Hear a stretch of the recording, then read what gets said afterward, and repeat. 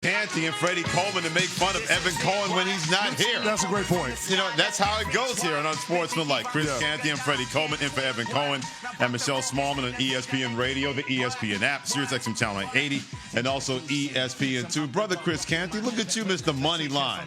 Letting everybody know what time it was, and it worked out last night for you and the Miami Heat. Oh, for sure. But again, it was a Canty can't lose. Either way, we were going to win, right? Because if the Miami Heat win, we make money. Camp Low, Lucchini falling from the sky. But if the Miami Heat lose, then we get to make fun of Evan Cohen, and this hope springs eternal about the Miami Heat being able to go on a deep playoff run. See, that's the wonderful thing about you, that you know how to read the room. You understand exactly that if the room dictates this, that's where we go to that part of the room. For sure. And the room was there. I'm all about making the best content for the show. What's in the best interest of the show? I am rooting for us, Freddie Coleman. Absolutely. You got to root for the show. That's what it's all about. Yeah. So when we start going with the best bet, of course, having a tie into the show only makes it that much more spicy. Yeah. The one thing that really helped your bet is that the Bulls continue to be in purgatory. That's just how that goes. But that's crazy, though, because the Bulls were playing great ball to end the season. They had won 6 of their final 7 games. They were building all of this momentum. And it just reminds you that it's hard to trust what you see from the teams that are at the bottom of the conference standings at the end of the season. It's hard to believe that it's something substantive. It's more of the apathy of the teams that they're playing against as opposed to a product of an organization, a team being able to figure something out. Yeah, I keep warning people, and, you know, I'm tired of being right when it comes to stuff like this. Do not allow past events in the regular season to influence exactly what's going to happen in a playoff situation. Yes. Because plenty of people said when it came to the Dallas Mavericks, oh, that poor organization, Nico Harrison, general manager, boo, boo, you guys are going to be out of there. Hey, the Chicago Bulls, get rid of Tyler Hero and the Miami Heat. You guys are playing so well. And what happened last night? Yeah, the Chicago Bulls, they laid an egg at home. And then the Sacramento Kings said, I'll see your egg and give you a goose egg and raise a bigger egg at home. So this is from Professor Coleman. Do not let events in the regular season influence your playoff mindset, because playoff basketball, playoff sports is far more intensive, is a lot different than what you saw no matter in the regular season or at the end of the regular season. Yeah, but then you also got to take into account the coaching disparity, right? The Miami Heat have one of the best coaches, if not the best coach in the sport, in Eric Spoelstra. And let's just say that is not the Chicago Bulls situation with Billy Donovan. Yeah, well, by the way, it's not the situation with him. If you're the Chicago Bulls, and I'm glad you brought this up in terms of that coaching disparity, because we had that last night when you had Doug Christie on one side for Sacramento and Jason Kidd on the other side for the Dallas Mavericks. And specifically, when it comes to Billy Donovan in Chicago and then Eric Spoelstra in Miami, if you're the Chicago Bulls, what kind of organizational decisions are you going to have to think about? For the third straight year, your team has been in a play-in situation. Yeah.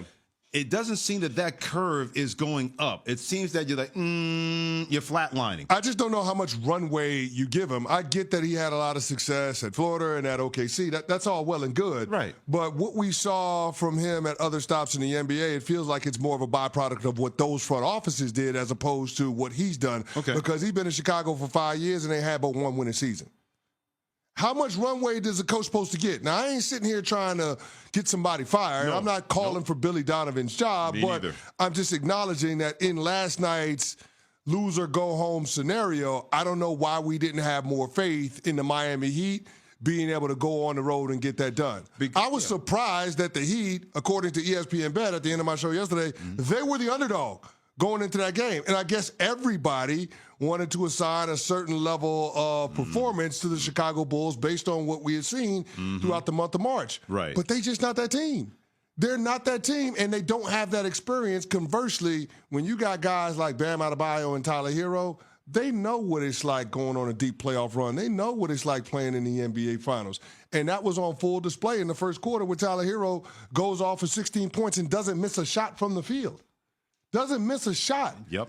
They were absolutely dialed in, and then they were connected on the defensive end of the court. They had 18 turnovers that generated 26 points for the Miami Heat. Tyler Hero, of his 39 points, 20 of that came in the paint. Yeah. They understand what playoff basketball is all about, and you had a group in the Chicago Bulls led by Kobe White that just doesn't get it. Yeah, no doubt. Chris Canty, Freddie Coleman together on Sportsmanlike, presented by Progressive Insurance on ESPN Radio, the ESPN app, as well as SiriusXM Channel 80 and ESPN2. Everything you said is spot on involving the Chicago Bulls. Everything that you said is spot on with the Miami Heat. Here's the deal if you're an organization, because think about this, the Chicago Bulls. They have not been that same team. They have not been that same organization ever since Derrick Rose tore his ACL in that series against the Philadelphia 76ers. Yep. When they left him in the ball game, they're up by 20-plus points, less than 3 minutes to play. And I remember watching that game, and that Saturday afternoon, I'm thinking, why is he still in that ball game when that issue is no longer in doubt? And then he tore his ACL, and that organization has never, ever recovered. That has been kind of like their 28-3 involving the Atlanta Falcons. That has been along the lines of the New York Jets having a 10-0 lead in the AFC Championship game against the Denver Broncos, and then the Broncos win, and the Jets never recovered after that as well. Certain things can happen in an organization that can lead to, okay, why do they keep doing the same things over and over and over again, meaning not making the best decisions? That's where the Bulls are. That's where the Sacramento Kings are. Dallas has not made great decisions either. I mean, come on. We know about the whole Luka Doncic trade, and Nico hasn't taken all the smoke. But certain organizations always seem to find a way to get in their own way. And we saw that manifest itself last night in Chicago and in Sacramento with both of these organizations who I don't think right now have any idea how to get whatever train they need to find to get back on the winning track that they thought they were on not too long ago. Yeah. Yeah, I don't know either. I mean, they're both places right now that are irrelevant when it comes to the conversation around the NBA. You use the I word. Yeah, it's irrelevant. People don't care about what's going on in Sacramento, and people have become apathetic to what's happened with the Chicago Bulls. True. That's the worst place to be in sports. I mean, I know a lot of people always look at what's going on with the Dallas Mavericks and Nico Harrison, the Fire Nico chants, the closed door media session. That was weird. The explanations that seemingly don't make a lot of sense, and the vitriol, the backlash that comes along with that. People think that's bad. Right. What's worse is the Sacramento Kings. What's worse is the Chicago Bulls. So, I mean, we've already spent more time than I spend talking about those two teams because they really don't deserve it, and those franchises surely haven't been able to figure it out. Okay. Those are shiftless, directionless franchises. Look at you. That are completely moribund. And again, we don't need to spend more time talking about them. The question now becomes with those two teams that won last night, the Dallas Mavs and the Miami Heat, do we expect those teams to be able to actually punch their ticket and get into the postseason? Well, now you get interesting because Miami's about to take on the Atlanta Hawks. Yeah. And talk about star-crossed people. An underdog, again, by the way, which really doesn't make a lot of sense to me either. Based on what I saw from the Atlanta Hawks against the Orlando Magic, how are the Miami Heat another? It doesn't make a whole lot of sense. See, here's the deal with that whole thing, what you just said. That's Las Vegas's way, or even ESPN Bet's way of saying, how many suckers can we get to go on that side when it comes to taking a team? Because I'm not trusting the Atlanta Hawks at all. There's no way I'm trusting that basketball team in a one-and-done situation because I saw what that looked like against Orlando. Yeah. And now you got a Miami Heat team coming in thinking, man, we know you can't beat us in a playoff situation.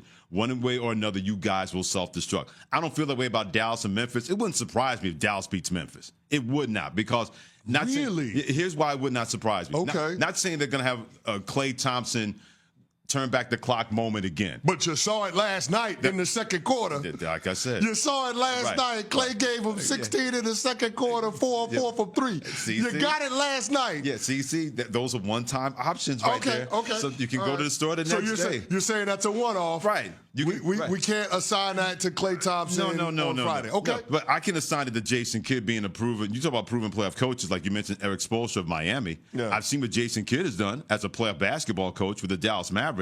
Yeah. I'll trust that in more than one of those situations. Over Thomas Isolo. Oh, yeah, whoever he is. I'm sure the Isolo family has lovely family reunions wherever that happens in the summertime. But also Ja Morant being injured, you don't know what that's going to look like tomorrow. So I could see Dallas winning that game. I for damn sure can see Miami doing the same thing to an Atlanta team, which Trae Young decided to go off the rails and whatever that is.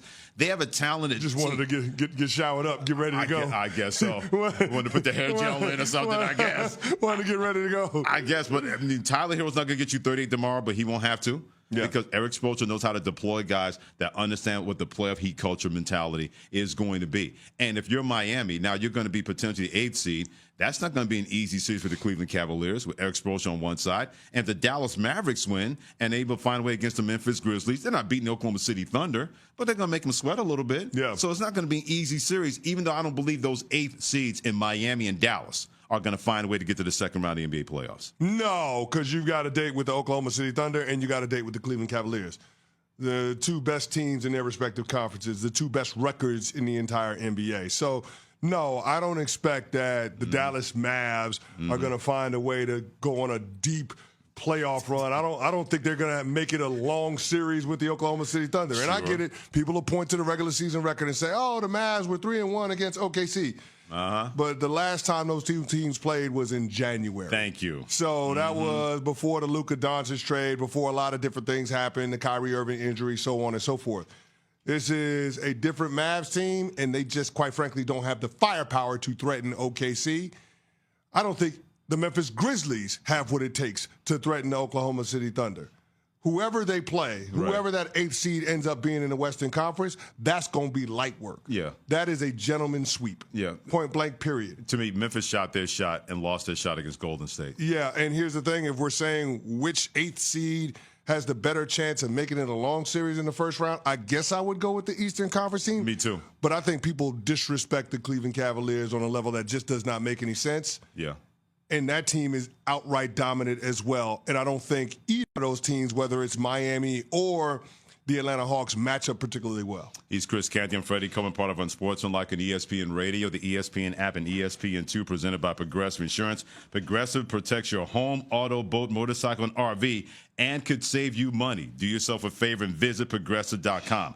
And what could the Lakers and the Warriors of this year have in common with the Chicago Bulls of the 1990s? We'll give you that after CC has this word for you from ESPN Bet. Oh, yes, the sports calendar is heating up. And with ESPN Bet Sportsbook, you can go from checking news and stats to placing bets in a couple of taps. Stream games, bet live, and get exclusive offers when you link your ESPN account. Right now, you can get $100 in bonus bets when you make your first $10 wager. Just download the ESPN